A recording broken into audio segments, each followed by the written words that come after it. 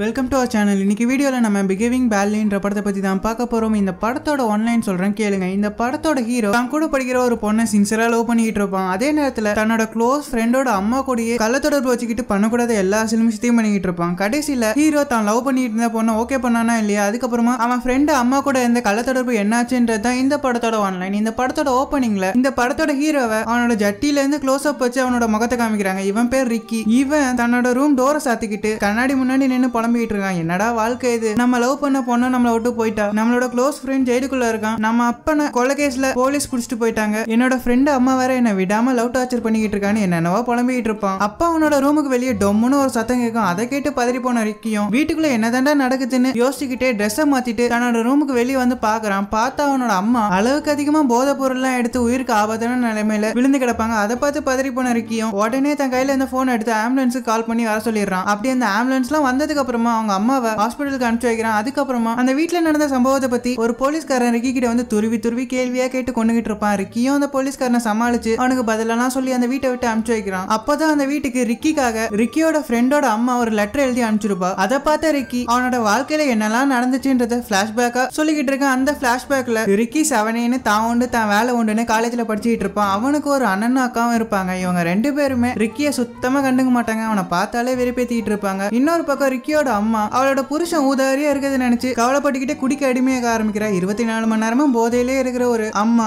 இவங்க தான் எப்படின்னா ரிக்கியோட அப்பன், பேருக்கு தான் ரிக்கிக்கு அப்பனா இருப்பான். அவன் கொஞ்சம் கூட தன்னோட குடும்பத்தை பத்தி கவலைப்படாம தான் சந்தோஷம் தான் முக்கியம்னு சுத்திக்கிட்டு இருக்க ஒருத்தன். ஒரு நாள் ரிக்கி நம்ம வயசுக்கு வந்து ரொம்ப நாள் ஆச்சு, நம்மளோட கன்னித்தன்மையை எப்படியாச்சும் கழிச்சு ஆகணும்னு யோசிப்பான். உடனே ரெட் லைட் ஏரியா மாதிரி ஒரு இடத்துக்கு போய் அந்த இடத்தோட ஓனர் கிட்ட அங்கிள் நான் என்னோட வெர்ஜினிட்டி இழக்கணும்னு ஆசைப்படுறேன், அதனால எனக்கு ஒரு நல்ல பொண்ணு காமிங்கன்னு சொல்லுவான். அதை கேட்ட அந்த அங்கிளும் சரிடா தம்பி நான் ஒரு அட்ரஸ் சொல்றேன், அங்க போய் பார்த்தனா உனக்கு ஒரு சர்ப்ரைஸ் காத்து இருக்குன்னு ஒரு அட்ரஸ் கொடுத்து அனுப்பிச்சு வைக்கிறான். ரிக்கியும் குஷியே அந்த அட்ரஸுக்கு போறான். அங்க போயிட்டு அங்க இருக்க ஒரு பொண்ணு கூட சில பல சென்சார் வேலைகள்லாம் பண்ணிடுவான். அந்த சந்தோஷத்துல அங்க இருந்து குடுகுடுன்னு தன்னோட ஃப்ரெண்டு வீட்டுக்கு போறான். அங்க போயிட்டு அந்த வீட்டோட காலிங் பெல் அடிக்கிறான். அப்போ அந்த வீட்டு டோரை அவனோட ஃப்ரெண்டு அம்மா வந்து ஓபன் பண்றாங்க. அப்போ ரிக்கியும் அந்த வீட்டுக்குள்ள போய் அவன் ஃப்ரெண்டோட ரூமை திறக்கிறான். அப்படி திறந்து பார்த்தா ரிக்கியோட ஃப்ரெண்டு தன் கையே தனக்கு உதவின்னு சில வேலை பண்ணிக்கிட்டு இருப்பான். அவன் பேரு பில்லி. ரிக்கி அந்த ரூமுக்குள்ள வந்தோடனே பில்லி பதறி போய் அட சண்டாலா கதவை தட்டிட்டு விட மாட்டியாடா, இப்படி படார்னு வந்து பயன்படுத்துறேன்னு அதிர்ச்சியாய் பேசிக்கிட்டு இருப்பான். அதுக்கப்புறமா ரிக்கியும் பில்லியை சமாதானப்படுத்தி அவன் பண்ண செல்மிஷ வேலையெல்லாம் சொல்லிக்கிட்டு இருப்பான். அதை கேட்ட பில்லியும் ஆக மொத்தத்துல நீ கண்ணி கழிஞ்சிட்ட, அதை நினைச்சு நான் ரொம்ப சந்தோஷமா இருக்க மச்சான், ஆனா உனக்கு வரக்கூடாது எந்த நோயும் வராம இருந்தா சரின்னு பேசிக்கிட்டு இருப்பான். அந்த நேரம்னு பார்த்து அந்த ரூமுக்குள்ள திடீர்னு பில்லியோட அம்மா வந்துருவா. அவ அந்த ரூமுக்குள்ள வந்து பில்லிக்கு ஒரு வேலையை கொடுத்து அந்த வீட்டை விட்டு அனுப்பிச்சு வச்சிருவா. அதுக்கப்புறமா ரிக்கியை பார்த்து எனக்கு வீட்டுல கொஞ்சம் வேலை இருக்கு, அதுக்கு ஹெல்ப் பண்ண வான்னு அவனை ஹால்ல உட்கார வச்சு அவன் பக்கத்துல உட்காந்து கல்ல போடுவா. அதுக்கப்புறமா அவனை பேசியே மயக்கிடுவா. இந்த இடத்துல இவங்க ரெண்டு பேரும் சேர்ந்து சில சென்சார் வேலைகள்லாம் பண்றாங்க. இதுக்கு அடுத்த சீன்ல ஒண்ணுமே பண்ணாத அப்பாவி மாதிரி பில்லியை கூப்பிட்டு தன்னோட காலேஜுக்கு போயிருப்பான். அங்க போயிட்டு சூச்சோ போலன்னு டாய்லெட்டுக்கு போறான். அந்த டாய்லெட்ல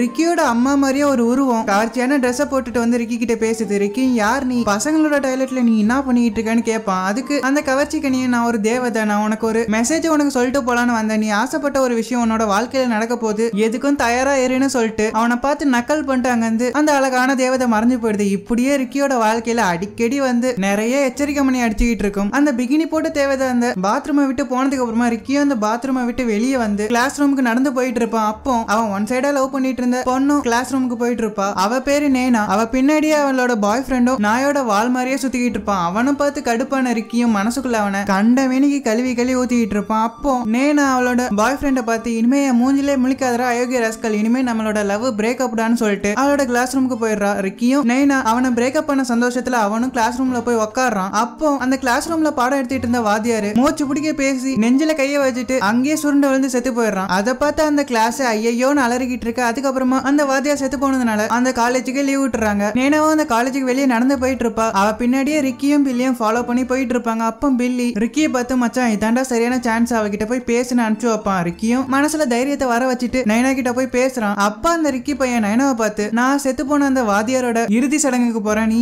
ஏன் கூட வரியான்னு கேட்டுட்டு இருப்பான். அப்போ நைனாவோட பாய் ஃப்ரெண்டு அந்த இடத்துக்கு வந்து ரிக்கியோட தலையிலேயே தட்டி எதுக்காக யாழ் கிட்ட பேசிக்கிட்டு இருக்க, ஒழுங்கு மரியாதை இங்க இருந்து ஓடி போயிடுன்னு அவனை மிரட்டிட்டு இருப்பான். அப்போ நைனா நீ எதுக்காக அவனை மிரட்டுற, யார் ஆளு, உன்னெல்லாம் பிரேக்அப் பண்ணி ரொம்ப நேரம் ஆச்சு, அதனால நீ இங்க இருந்து முதல்ல ஓடி போயிடுன்னு சொல்லுவா. அதுக்கப்புறமா ரிக்கி என்ன வாத்தியாரோட இறுதி சடங்குல கலந்துக்க கூப்பிட்டான், நானும் அவன் கூட போறேன்னு அவளோட பாய் ஃப்ரெண்டை வெறுப்பேத்தி அங்க இருந்து அனுப்பிச்சு வைப்பா. இதுக்கு அடுத்த சீன்ல ரிக்கி பில்லி நைனா 3 பேரும் ரிக்கியோட அம்மா கார்ல அந்த வாத்தியாரோட இறுதி சடங்குக்கு சுடுகாட்டுக்கு போயிருப்பாங்க. அந்த சடங்கெல்லாம் முடிச்சிட்டு இவங்க 3 பேரும் காருக்கு காருக்குள்ள உட்காந்து எஃப்எம் ஆன் பண்ணி பாட்டு கேட்டுட்டு இருப்பாங்க. அப்போ நைனா இந்த பாட்டு பாடிட்டு இருந்த சிங்கரை எனக்கு ரொம்ப பிடிக்கும்னு சொல்லுவா. அதை கேட்டோன்னே ரிக்கியும் ஆமா எனக்கும் இந்த சிங்கரை ரொம்ப பிடிக்கும், அது மட்டும் இல்லாம இந்த சிங்கர் எனக்கு ரொம்ப நல்ல ஃப்ரெண்டுன்னு அவகிட்ட புருடாவா விட்டுக்கிட்டு இருப்பான். அதை கேட்டு நைனாவோ ஓ உனக்கு இந்த சிங்கரை ரொம்ப நல்லாவே தெரியுமா அப்படின்னா இவர் பாட போற அடுத்த கான்செப்டுக்கு என்ன கூட்டு போக முடியுமான்னு கேட்டுட்டு இருப்பா. அதை கேட்ட பில்லி ரிக்கியை பார்த்து உழுந்து சிரிச்சுட்டு இருப்பான். அந்த நேரம்னு பார்த்து அவங்க உட்காந்துட்டு இருந்த காரை எவனோ ஒருத்தன் தன்னோட காரை எடுத்துட்டு வந்து டொம்முன்னு இடிக்கிறான். அதுல கடுப்பான ரிக்கி அந்த காரை விட்டு வெளியே வந்து யாரா அவன் கண்ணு முன்னு தெரியாம காரை ஓட்டி என்னோட காரை இடிச்சதுன்னு அந்த காருக்குள்ள இருந்தவனை கண்டமேனிக்கு திட்டிட்டு இருப்பான். அப்போ அந்த காருக்குள்ள இருந்து ஒரு பாதிரியாரு நிறைய கன்னியாஸ்திரிங்க கூட இறங்கி நடந்து வரான். அவன் ரிக்கியை பார்த்து எதுக்கு குழந்தை இப்பெல்லாம் டென்ஷன் ஆகுற, வெறும் காரை தானே இடிச்சேன், அதை மெக்கானிக் ஷெட்ல கொடுத்து ரிப்பேர் பண்ணிட்டா போச்சுன்னு அவனை சமாதானப்படுத்திட்டு அங்க இருந்து சுடுகாட்டுக்குள்ள நடந்து போயிட்டு இருக்கான். இதுக்கு அடுத்த சீன்ல ரிக்கி நைனா ஆசைப்பட்ட மாதிரி அந்த கான்செப்ட் கூட்டு போக அந்த பலான தொழில் பண்ணிட்டு இருக்க அங்கிளை போய் மீட் பண்றான். அவங்க கிட்ட போயிட்டு நடந்ததெல்லாம் சொல்லி உங்களோட இன்ஃப்ளூயன்ஸை யூஸ் பண்ணி எனக்கு அந்த டிக்கெட்டை வாங்கி கொடுங்களேன்னு கேட்பான். அதை கேட்ட அந்த அங்கிள் போயிடும் அவ்வளவு ஈஸியாலாம் உனக்கு அந்த டிக்கெட்டை வாங்கி கொடுக்க முடியாது தம்பி, அது உனக்கு வேணும்னா நீ எனக்கு ஒரு வேலை பண்ணணும்னு சொல்லுவான். அதை கேட்ட ரிக்கியும் சரிங்க அங்கிள் உங்களுக்காக என்ன வேலை பண்ணணும்னு கேட்பான். அதை கேட்ட அந்த அங்கிள் போயிடும் நீ ஒரு வயசான கிழவன்கிட்ட காசை கொடுத்துட்டு அவன் கொடுக்குற மாத்திரையை வாங்கிட்டு வான்னு சொல்லுவான். அதே மாதிரி ரிக்கியும் அந்த வயசான கிழவனோட வீட்டுக்கு போய் அவன் கையில காசை கொடுத்துட்டு அவன் கிட்ட அந்த மாத்திரையை வாங்கிட்டு தன்னோட வீட்டுக்கு போறான். அதுக்கப்புறமா நேனாவை அந்த கான்செப்ட் கூட்டு போக கார் இல்லைன்னு சொல்லிட்டு பில்லியோட அம்மா கிட்ட போய் எங்க அம்மாவோட கார் கண்டமாயிடுச்சு, நான் வெளியே போறதுக்கு உங்களோட காரை தர முடியுமான்னு கேட்பான். அதை கேட்ட பில்லியோட அம்மாவும் நான் தாராளமா உனக்கு காரை தரேன் கண்ணு, ஆனா நான் அப்படி உனக்கு காரை தரணும்னா நீ என் கூட கொஞ்சம் சில்மிஷம் பண்ணணும்னு கேட்பா. அதை கேட்ட ரிக்கியும் வேற வழியே இல்லாம அவ கூட சில சென்சார் வேலைகள்லாம் பண்ணிடுவான். இதுக்கு அடுத்த சீன்ல ரிக்கியும் பில்லியோட அம்மா கிட்ட போய் காரை கேட்பான். அதுக்கு பில்லியோட அம்மா காரோட சாவியை கொடுத்துட்டு ரிக்கியை பார்த்து இங்க பாருக்கண்ணா என்னோட மவனுக்கு வீட்டுல இருந்து போர் அடிக்குது, அதனால அவனையும் கூட்டு போன சொல்லிட்டு ரிக்கி கையில சாவி எடுத்து கொடுக்குறா. அது கேட்ட ரிக்கியும் சரின்னு சொல்லிட்டு பில்லியையும் கார்ல தூக்கி போட்டு நைனாவை பார்க்க போறான். அதுக்கப்புறமா நைனாவையும் அந்த கார்ல கூப்பிட்டுட்டு ஹெல்ப் பண்றதா சொன்ன அந்த அங்கிளோட வீட்டு வாசல் முன்னாடி காரை கொண்டு போய் நிறுத்துறாங்க. அப்போ ரிக்கியும் பில்லியும் நைனாவை பார்த்து நீ ஃபியூச்சர்ல என்னவாக போறேன்னு கேட்டுட்டு இருப்பாங்க. அதை கேட்ட நைனாவும் நான் வளர்ந்ததுக்கு அப்புறமா கண்டிப்பா ஒரு நன்னா மாற போறேன்னு ரிக்கி கிட்ட சொல்லிடுவா. அதை கேட்ட பில்லியும் விழுந்து சிரிச்சிட்டு ரிக்கியை காருக்கு வெளியே கூட்டு வந்து நீ வருங்காலத்துல நன்னாக போறவளை காதலிச்சிட்டு இருக்கியான்னு கலாச்சிட்டு இருப்பான். அதை கேட்டு கடுப்பான ரிக்கி பில்லியோட அம்மா கார்ல ஓங்கி ஒரு விடுவான். அப்படி உதச்சதுனால அந்த கார்ல சொட்ட விழுந்துரும். அதை பார்த்து டென்ஷனான பில்லியும் அட பாவி இப்படி என் அம்மாவோட காரை சொட்ட பண்ணிட்டேடா, இது மட்டும் என் ஆத்தாளுக்கு தெரிஞ்சா என்ன உயிரோட குழி தோண்டி புதைச்சிருவான்னு அழுது புலம்பிக்கிட்டு இருப்பான். அதை கேட்ட ரிக்கியும் அவனை சமாளிச்சு இங்க பாரு மச்சான் நான் ஏதோ கோவத்துல பண்ணிட்டேன், முதல்ல நம்ம அந்த அங்கிள்கிட்ட போய் அந்த கான்செர்ட்டோட டிக்கெட்டை வாங்கிட்டு போலான்னு சொல்லுவான். அதுக்கப்புறமா அந்த அங்கிளோட வீட்டுக்கு எதை தட்டுவாங்க. அப்போ அந்த அங்கிள் அரைகுறையா ட்ரெஸ் பண்ணிட்டு அந்த டோரை வந்து திறக்கிறான். அதை பார்த்த ரிக்கியும் கண்ணெல்லாம் கூசி போய் கண்ணை மூடிக்கிட்டு அந்த கிழவங்கிட்ட வாங்கின மாத்திரையெல்லாம் அந்த அங்கிள் பையன்கிட்ட கொடுத்துட்டு அவங்க போக நினைக்கிற கான்செப்டுக்கு டிக்கெட்டை கேட்பான். அதை கேட்டோடனே அந்த அங்கிள் பையலும் ரிக்கியை பார்த்து நான் என்ன சொன்னாலும் நீ நம்பிடுவே தம்பி, அதெல்லாம் ஒரு ஆணியனும் தர முடியாது, முதல்ல இங்க இருந்து இடத்த காலி பண்ணானு அவனுங்க ரெண்டு பேரும் துரத்தி விட்டுருவான். ரிக்கியும் பில்லியும் நைனா கிட்ட என்ன சொல்றதுன்னே தெரியாம முழிச்சுக்கிட்டு இருப்பானுங்க. அப்போ ரிக்கியோட அப்பங்கார அந்த இடத்துல இருக்கிறத ரெண்டு பேரும் பாக்குறானுங்க. அதை பார்த்து அதிர்ச்சியில ரிக்கி நம்ம அப்பா எங்க என்ன பண்றான்னு யோசிச்சுக்கிட்டு அந்த இடத்துல இருந்த ஒரு வீட்டோட ஜன்னல்ல ரிக்கியும் பில்லியும் தன்னோட காதை வச்சு ஒட்டி கட்டிட்டு இருப்பானுங்க. அப்போ மொரட்டுத்தனமா ஒரு சவுண்ட் வந்துகிட்டு இருக்கும். கடைசியில பார்த்தா ரிக்கி அப்பனோட சேர்ந்து பில்லியோட அப்பனும் ஒரு கால்கால கூப்பிட்டு வந்து கசமுசா பண்ணிக்கிட்டு இருப்பானுங்க. அதுல அதிர்ச்சியான ரிக்கியும் பில்லியும் நம்ம அப்பனுங்களை ஏதாச்சும் பண்ணியே ஆகணும்னு வெறி கொண்டு யோசிப்பானுங்க. அதுக்கப்புறமா அந்த அப்பனுங்க கசமுசா பண்ணிட்டு இருந்த ரூமோட கதவை தட்டிட்டு தூரமா போய் ஒளிஞ்சுப்பானுங்க. அந்த அப்பனுங்களும் எவன்டாது கதவை தட்டுறதுன்னு பதறி அடிச்சுட்டு அந்த ரூமை விட்டு வெளியே ஓடி வரானுங்க. அவனுங்க ஓடி வந்த உடனே பில்லியும் ரிக்கியும் சேர்ந்து ஒரு கேமரா வச்சு அந்த அப்பனுங்க இருக்க கோலத்தை போட்டோ எடுத்து வச்சிருப்பானுங்க. இவனுங்க போட்டோ எடுக்கிறத அந்த அப்பனுங்களும் பாத்துருவானுங்க. அதை பார்த்து பதறி போன இவனுங்க பில்லி ரிக்கி நைனா மூணு பேரையும் ஒரு ஹோட்டல்ல உட்கார வச்சு சோறு வாங்கி கொடுத்தீங்க பாருங்க பசங்களா, நாங்க பண்ணிட்டு இருந்த காரியத்தை நீங்க உங்க அம்மாங்க கிட்ட போட்டு கொடுக்காம இருந்தா நீங்க என்ன சொன்னாலும் செய்யறேன்னு ஒரு டீல பேசிட்டு இருப்பாங்க. அந்த டீல் பில்லிக்கும் ரிக்கிக்கும் ரொம்ப பிடிச்சு போயிடும். அதனால இவனுங்க போட்டோ எடுத்து வச்சிருந்த அந்த கேமராவை அப்படியே அவனுங்க அப்பனுங்க கிட்ட சரண்டர் பண்ணிடுவானுங்க. ஆனா ரிக்கியோட அப்பம் பண்ற எந்த விஷயமே தெரியாம ரிக்கியோட அம்மா 24 மணி நேரமும் குடின்னு குடிச்சே போதையில இருப்பாங்க.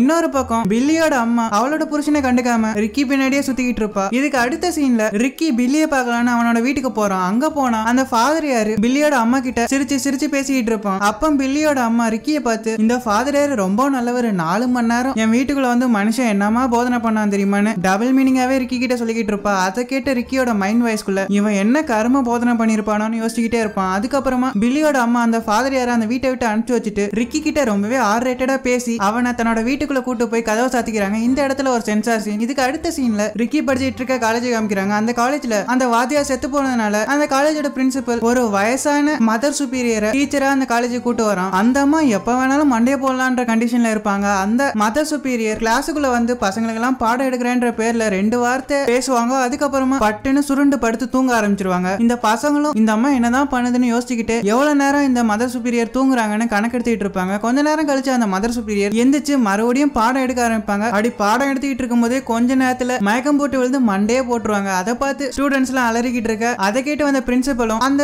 மதரோட பாடிய ஆளுங்க எல்லாம் கூப்பிட்டு வச்சு பொட்டலம் கட்டிட்டு இருப்பான். அப்போ பில்லி இருக்கையும் சேர்ந்து அந்த பிரின்சிபலை பார்த்தா அதான் இந்த அம்மா மண்டையை போட்டாங்கல்ல, பேசாம காலேஜுக்கு 2 நாள் லீவ் விடலாம்னு திமிரா சொல்லுவானுங்க. அதை கேட்டு கடுப்பான அந்த பிரின்சிபலும் அவனுங்க 2 பேரையும் பிரின்சிபல் ஆபீஸ்க்குள்ள கூப்பிட்டு வச்சு, ஏன்டா அவங்க 2 பேருக்கும் அவ்வளவு அதப்பாயிடுச்சா, என்கிட்டயே திமிரா பேச ஆரம்பிச்சிட்டீங்களா, உங்களை என்ன பண்றான் பாருன்னு அவனுங்க 2 பேரையும் கூப்பிட்டு வச்சு மிரட்டிட்டு இருப்பான். அந்த நேரம்னு பார்த்து அந்த ரூமுக்கு ஒரு பொண்ணு வந்து பிரின்சிபல் எங்கேயோ கூட்டு போயிடுறா. அந்த பிரின்சிபல் அந்த ரூமை விட்டு போனதுக்கு அப்புறமா இவனுங்க 2 பேரும் சேர்ந்து அந்த பிரின்சிபல் ரூம் அலசி ஆராய்ஞ்சிட்டு இருப்பானுங்க. அப்போ பிரின்சிபலோட டெஸ்க்கு அடியில அந்த காலேஜ்ல படிச்சிட்டு இருந்த பொண்ணுங்களோட லாக்கர் ரூம்ல இருந்து பொண்ணுங்களை தப்பா எடுத்து வச்ச போட்டோஸ் எல்லாம் இருக்கும். அதை இவனுங்க 2 பேரும் பார்த்துக்கிட்டு இருக்கும் போதே அந்த ரூமுக்கு மறுபடியும் அந்த பிரின்சிபல் வந்துடுறான். ரிக்கியும் பில்லியும் அந்த பிரின்சிபலை பார்த்து, மவனை நீ மட்டும் எங்க மேல ஏதாச்சும் ஆக்ஷன் எடுத்தனா இந்த போட்டோஸ் எல்லாம் நாங்க போலீஸ்ல கொடுத்துருவோம்னு மிரட்டுவானுங்க. அதை கேட்டு பயந்து போன பிரின்சிபலும், எதுக்கு தம்பிங்களா இவ்வளவு பெரிய வார்த்தையெல்லாம் சொல்லிக்கிட்டு இருக்கீங்க, நான் உங்களை ஒன்னும் பண்ண மாட்டேன், நீங்க சந்தோஷமா இந்த காலேஜுக்கு வரலாம், படிக்கலாம், என்ன வேணாலும் பண்ணலாம்னு அவங்க கிட்ட சொல்லிட்டு அந்த ரூமை விட்டு அனுப்பிச்சு வைக்கிறான். பில்லியும் ரிக்கியும் அந்த பிரின்சிபல் ரூம்ல இருந்து வெளியே வரும்போது நயனாவோட பாய் ஃப்ரெண்ட் ரிக்கியை பார்த்து அவன் சட்டையை பிடிச்சி ஒழுங்கு மரியாதையா என் ஆளை விட்டு தள்ளி நின்றான்னு மிரட்டிட்டு இருப்பான். அப்போ அங்க வந்து நைனா அவளோட பாய் ஃப்ரெண்ட இன்னொரு தடவை எங்க விஷயத்துல தலையிடுற வேலை வச்சுக்காத, ஒழுங்கு மரியாதையா இங்க இருந்து ஓடி போயிடுன்னு சொல்லுவா. அதை கேட்டு கடுப்பான அவளோட பாய் ஃப்ரெண்டும் ரிக்கியை பார்த்து நான் உன்னை அப்புறமா கவனிச்சுக்கிறேன்னு சொல்லிட்டு அங்க இருந்து போயிடுவான். அதுக்கப்புறமா இவங்க 3 பேரும் அவங்க வீட்டை பார்த்து போயிடுறாங்க. இதுக்கு அடுத்த சீன்ல ரிக்கியோட வீட்டுல ரிக்கியும் பில்லியும் உட்காந்து பேசிட்டு இருக்கும் போது அந்த வீட்டுக்கு மெக்கானிக் ஷெட்ல இருந்து ஒரு கால் வருது. அப்போ அந்த கால் எடுத்த ரிக்கி கார் ரெடி ஆயிடுச்சான்னு அந்த மெக்கானிக் கிட்ட கேட்பான். அதுக்கு அந்த மெக்கானிக்கும், உன் காரை ரெடி பண்றதுக்கு இன்னும் நாளாகும் தம்பி, அந்த ஃபாதர் யாரு இந்த காரை ரெடி பண்ண முடியலன்னா உனக்கு ஒரு புது காரை கொடுத்துட சொல்லி சொன்னாருன்னு ரிக்கி கிட்ட சொல்லுவான். அதை கேட்ட ரிக்கியும் இதாண்டா சான்ஸ்னு சொல்லிட்டு ஒரு பயங்கர காஸ்ட்லியான காரை அந்த மெக்கானிக் கிட்ட ஆர்டர் பண்ணிடுவான். அந்த மெக்கானிக்கும் அவன் சொன்ன அந்த காரை ரிக்கி கிட்ட கொண்டு வந்து கொடுத்துருவான். அதுக்கப்புறமா ரிக்கி அந்த கார்ல பில்லியையும் நைனாவையும் ஏத்திட்டு காலைல இருந்து ராத்திரி வரைக்கும் சந்தோஷமா ஊர் சுத்திக்கிட்டு இருக்கான். அப்போ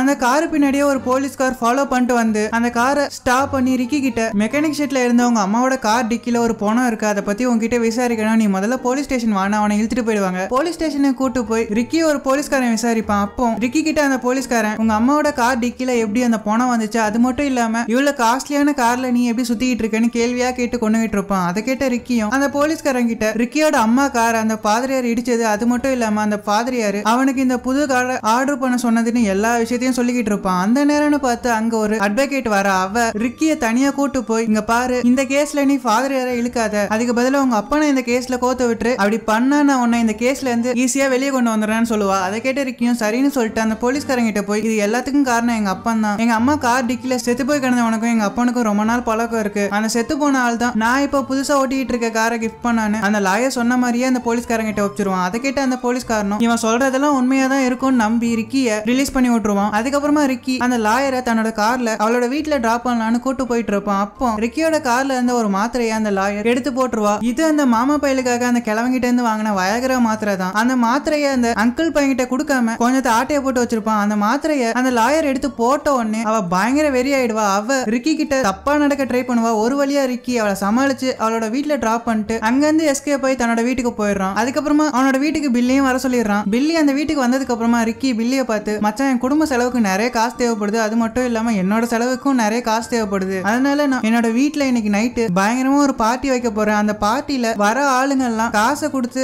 ஆசைப்படுறவங்க கூட ஜாலியா இருக்கலான்னு ஒரு பிளான் சொல்றான். அதை கேட்ட பில்லியும் சரி மச்சான் நீ சொன்ன கரெக்டா தான் இருக்கும், நம்ம பண்ணிடலான்னு சொல்லிடுவான். அதுக்கப்புறமா அவன் வீட்டுல இருந்த ரிக்கியோட அண்ணனையும் அக்காவையும் சமாளிச்சு அவங்கள அங்க இருந்து தொத்தி விட்டுருவான். அதுக்கப்புறமா அந்த பார்ட்டிக்கு தேவையான எல்லா பொருளையும் ரெடி பண்ணுவான். அத்தோட அவன் கையில வச்சிருந்த வயகரா மாத்திரையும் அங்க இருந்து சரக்குல கலந்து விட்டுருவான். அப்போன்னு பார்த்து அந்த வீட்டுக்கு பில்லியோட அம்மா வர, அவ அந்த வீட்டுல இருந்த சரக்கெல்லாம் குடிச்சிட்டு செம போதையாயி ரகலை பண்ணிட்டு இருப்பா. அவ குடிச்ச ட்ரிங்க்ல அந்த வயகரா மாத்திரை கலந்துருக்கும். அந்த வயகரா மாத்திரை வேலையை காமிச்சு பில்லியோட அம்மா ரிக்கிய வெறி கொண்டு அந்த வீட்டுக்குள்ளே துரத்திட்டு இருப்பா. அப்போ ரிக்கி அவளுக்கு பயந்து ஓடிக்கிட்டு, நீங்க பாருங்க இதெல்லாம் தப்பு, உங்க பையனும் இந்த வீட்டுல தான் இருக்கான், தயவு செஞ்சு இதோட நிறுத்திக்கலாம்னு சொல்லிக்கிட்டு இருப்பான். அதுல கடுப்பான பில்லியோட அம்மா அந்த வீட்டு கிச்சன்ல இருந்து ஒரு பொருளை எடுத்து சில சென்சார் வேலைகள் பண்ணிக்கிட்டு இருப்பாங்க. அப்போன்னு பார்த்து அந்த இடத்துக்கு பில்லியும் வந்துடுறான். அவன் அவங்க அம்மா இருக்க நிலைமையை பார்த்து அதிர்ச்சியாய் ரிக்கிய பிடிச்சாட, பாவி பையில எங்க அம்மாவை என்னடா பண்ணி வச்சேன்னு கேட்பான். அதை கேட்ட ரிக்கிய நான் ஒன்னும் பண்ணல மச்சான், இவங்க தான் ஏதோ பண்ணிக்கிட்டு இருக்காங்கன்னு பில்லி கிட்ட சொல்லிக்கிட்டு இருப்பான். அப்ப பில்லியோட அம்மா பில்லி கிட்ட வந்து ரிக்கின்னு நினைச்சு அவங்க கிட்ட அசிங்கமா நடந்துக்க ட்ரை பண்ணுவாங்க. ஒரு வழியா பில்லியும் ரிக்கியும் பில்லியோட அம்மாவை சமாளிச்சு அவளை ஒரு ரூம்ல அடைச்சு வச்சிருவாங்க. அதுக்கப்புறமா ரிக்கி அந்த மாமாவை கால் பண்ணி, உங்களோட வயகரா மாத்திரைய என் ஃப்ரெண்டோட அம்மா சாப்பிட்டாங்க, அது ரொம்ப பவர்ஃபுல்லா இருக்கு, அவங்களை எங்களால கண்ட்ரோலே பண்ண முடியல, நீங்க தான் வந்து அவங்களை கண்ட்ரோல் பண்ணணும்னு அந்த மாமா கிட்ட சொல்லி அவனை அந்த பார்ட்டி நடக்கிற வீட்டுக்கு வர சொல்லிடுவான். இன்னொரு பக்கம் ரிக்கியும் பில்லியும் சேர்ந்து அந்த பார்ட்டியை கிராண்டா நடத்தி என்ஜாய் பண்ணிட்டு இருப்பாங்க. அந்த நேரம்னு பார்த்து அந்த வீட்டுக்கு நயனாவும் வர, போறா. அவ அந்த வீட்டுல நடக்கிற பார்ட்டியை பார்த்து அதிர்ச்சியாய் ரிக்கி கிட்ட வந்து என்ன கன்றாவிடா இது, எதுக்காக எல்லாரும் அரைங்குறையமா ஆடிக்கிட்டு இருக்காங்கன்னு கேட்பா. அதை கேட்ட ரிக்கியும் ஒரு வழியா நைனாவை சமாளிச்சு அவனோட ரூமுக்கு கூட்டு போய் உட்கார வச்சு பேசிக்கிட்டு இருப்பான். இன்னொரு பக்கம் நைனாவை ஃபாலோ பண்ணிக்கிட்டு அவளோட பாய் ஃப்ரெண்டும் அந்த பார்ட்டிக்கு வரான். அவன் பில்லி கிட்ட வந்து எங்கடா நைனாவும் இருக்கியும் அவங்கள நான் இப்ப உண்டு இல்லைன்னு ஆக போறான்னு மிரட்டிக்கிட்டு இருப்பான். அதை கேட்ட பில்லியும் அவங்க 2 பேரையும் நீ அப்புறமா பாத்துக்கோ மச்சான், நீ இப்போ இந்த பார்ட்டி என்ஜாய் பண்ணுன்னு சொல்லிட்டு அவன் ஒரு பொண்ணுகிட்ட அனுப்பிச்சு வைப்பான். அதுக்கப்புறமா அந்த பார்ட்டிக்கு அந்த மாமாவும் வந்துடுறான். அவன் பில்லியோட அம்மா கிட்ட போய் சில சென்சார் வேலைகள்லாம் பண்ண ட்ரை பண்ணுவான். அப்போ பில்லியோட அம்மா அந்த மாமாவோட மர்மமான இடத்துல ஓங்கி உதச்சு அவனை மயக்கமாக்கிட்டு ரிக்கியை பாக்குறதுக்காக அவனோட ரூமுக்கு ஓடி போறாங்க. இதே நேரத்துல ரிக்கி நைனா கிட்ட பேசிக்கிட்டு இருக்கான். 2 பேருக்கும் ஒருத்தர் பிடிச்சு போயிடும். அப்போ நைனா ரிக்கியை கிஸ் பண்ணலான்னு போவா. கரெக்டா அந்த நேரம்னு பார்த்து பில்லியோட அம்மா அந்த ரூம் கதவை திறந்து நீங்க 2 பேரும் என்ன கன்றாவி பண்ணிக்கிட்டு இருக்கீங்கன்னு கோவமா கேப்பா. இவ பின்னாடியே அந்த ரூமுக்கு வேற ஒருத்தன் வரான். அவன் ரிக்கி கிட்ட வந்து எதுக்காகடா என்னோட ஃப்ரெண்ட் உங்க அப்பா கொன்னான், என் ஃப்ரெண்டுக்கும் உங்க அப்பனுக்கும் என்ன சம்பந்தம்னு செத்து போனவனை பத்தி விசாரிச்சுட்டு இருப்பான். அதை கேட்டவனே நைனாவும் செம கடுப்பாயிடுவா. ஏன்டா உன் குடும்பமே கொலகார குடும்பமாடா, அதை கூட நான் மன்னிச்சிருவேன்டா, போய் நீ ஒரு வயசான பொம்பளை கூட ரிலேஷன்ஷிப் வச்சிட்டு இருந்தல, அதை என்னால மன்னிக்கவே முடியாதுடான்னு அவனை திட்டிட்டு அந்த வீட்டை விட்டு வெளியே போறா. ரிக்கியும் நைனா பின்னாடியே ஓடி போய் அவளை சமாதானப்படுத்த ட்ரை பண்ணுவான். அப்ப கடுப்புல இருந்த நைனா தன் கையில இருந்த ஒரு பேக் எடுத்து ரிக்கியை அடிக்கலான்னு போவா. அப்போ ரிக்கி நைஸா குனிஞ்சிருவான். அது அந்த வீட்டுக்கு என்கொயரிக்காக வந்த ஒரு போலீஸ்காரன் மேல பட்டுரும். அதுல கடுப்பான அந்த போலீஸ்காரங்க நைனாவை அரெஸ்ட் பண்ணி கூட்டு போலான்னு ட்ரை பண்ணுவாங்க. அப்போன்னு பார்த்தா அந்த வீட்டுக்கு நிறைய பத்திரிக்கைக்காரங்களாம் வந்துருவாங்க. அதுல ஒரு லேடி ரிப்போர்ட்டர் ரிக்கி கிட்ட வந்து ரொம்ப நெருக்கமா நின்று உங்க அப்பா எதுக்காக இந்த கொலையெல்லாம் பண்ணாருன்னு துருவி கேள்வி கேட்டுக்கிட்டு இருப்பா. அப்போ அந்த வீட்டுல இருந்து வெளியே வந்த பில்லியோட அம்மா ரிக்கி பக்கத்துல அந்த ரிப்போர்ட்டர் நிக்கிறத பார்த்து கடுப்பாய் அவகிட்ட வந்து என் ரிக்கியை விட்டு தள்ளி நின்னு அவ மூஞ்சிலே ஒரு குத்து விடுறா. அதுல கடுப்பான அந்த ரிப்போர்ட்டரும் பில்லியோட அம்மாவை பிடிச்சி பயங்கரமா அடிக்கிறா. இது பத்தாதுன்னு நைனாவோட பாய் ஃப்ரெண்ட் ரிக்கி கிட்ட வந்து இனிமே நீ நைனா விட்டு தள்ளி நின்னு அவனை அடிக்க போவான். அப்பயும் ரிக்கி நைஸா குனிஞ்சுப்பான். அந்த அடி தெரியாதனமா ஒரு போலீஸ்காரன் மேல விழுந்துரும். இப்படியே ஒருத்தருக்கு ஒருத்தர் அடிச்சுக்கிட்டு ரகலை பண்ணிக்கிட்டு இருப்பாங்க. இதை தடுக்கணும்னு நினைச்ச போலீஸ்காரன்ல ஒருத்தன் தன் கையில இருந்த கண்ணை எடுத்து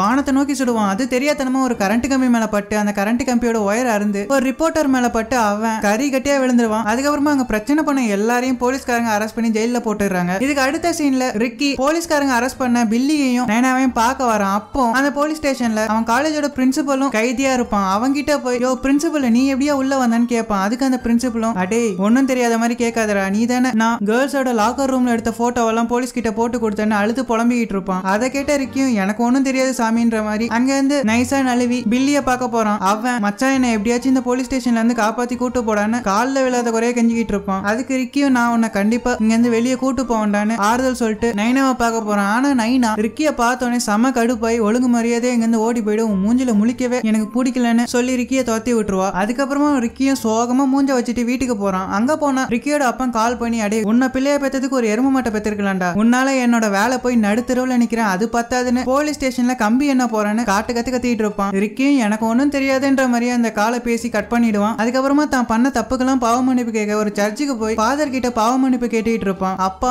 அவனோட அப்பாவை மாட்டி விட்டது, தன்னோட கேர்ள் ஃப்ரெண்ட் கிட்ட போய் சொன்னது, அது மட்டும் இல்லாம தன்னோட ஃப்ரெண்டு அம்மா கூடயே தப்பு பண்ணதுன்னு எல்லாத்தையுமே சொல்லிடுவான். அதை கேட்டு கடுப்பான அந்த ஃபாதரும் அட பிச்சைக்கார பையில எங்க இருந்து ஒழுங்கு மரியாதையை ஓடி போடான்னு சொல்லி அவன் கழுத்தா மட்டையிலே அடிச்சாங்கன்னு துரத்தி விட்டுருவான். இதுக்கு அடுத்த சீன்ல பில்லியோட அம்மா ரிக்கியோட வீட்டுக்கு வந்து மறுபடியும் ரிக்கி கிட்ட தப்பு பண்ணலான்னு ட்ரை பண்ணுவா. அப்போ ரிக்கி அவளை பார்த்து இங்க பாரு இனிமே உன்னோட கேவலமான எண்ணத்துக்குலாம் நான் மயங்க மாட்டேன், ஒழுங்கு மரியாதையை இங்க இருந்து ஓடி போயிடுன்னு அவளை தன்னோட வீட்டுல இருந்து துரத்தி விட்டு கதவை சாத்திப்பான். இதுக்கு அடுத்த சீன்ல ரிக்கி தன்னை காப்பாத்தின அந்த அட்வொகேட் கிட்ட போய் என்னோட ஃப்ரெண்ட்ஸை எப்படியாச்சும் ரிலீஸ் பண்ணுங்கன்னு கெஞ்சிக்கிட்டு இருப்பான். அப்போ அந்த அட்வொகேட் இதுக்கெல்லாம் நிறைய செலவாகும், உங்ககிட்ட பணம் இருக்கான்னு சொல்லி கேட்பா. அதுக்கு ரிக்கி என்கிட்ட வெறும் $37 தான் இருக்கு, இதை வச்சுக்கிட்டு என் ஃப்ரெண்ட்ஸை போலீஸ் ஸ்டேஷன்ல இருந்து ரிலீஸ் பண்ணுங்கன்னு கேட்பான். அதுக்கு அந்த அட்வொகேட்டும் இந்த காசை வச்சு என்னால போலீஸ் ஸ்டேஷன் வாசல் வரைக்கும் கூட போக முடியாது, ஒழுங்கு மரியாதையே இந்த இடத்தை காலி பண்ணுன்னு சொல்லுவா. அப்போ ரிக்கி நீங்க மட்டும் என் ஃப்ரெண்ட்ஸை ரிலீஸ் பண்ணீங்கன்னா ரொம்ப வருஷத்துக்கு உங்ககிட்ட அடிமையா வேலை பாக்குறேன்னு ஒரு டீல போடுவான். அதை கேட்ட அந்த அட்வொகேட்டும் சரின்னு சொல்லிட்டு ரிக்கியோட ஃப்ரெண்ட்ஸ் எல்லாருமே பெயில எடுத்துருவா. இதுக்கு அடுத்து ஒரு சீன்ல ரிக்கி நைனாவை மீட் பண்ணி பேசிட்டு இருப்பான். அப்போ அவன் நைனாவை பார்த்து நான் பண்ணது எல்லாமே தப்பு தான், ஆனா நான் உன்னை சின்சியரா லவ் பண்றேன்,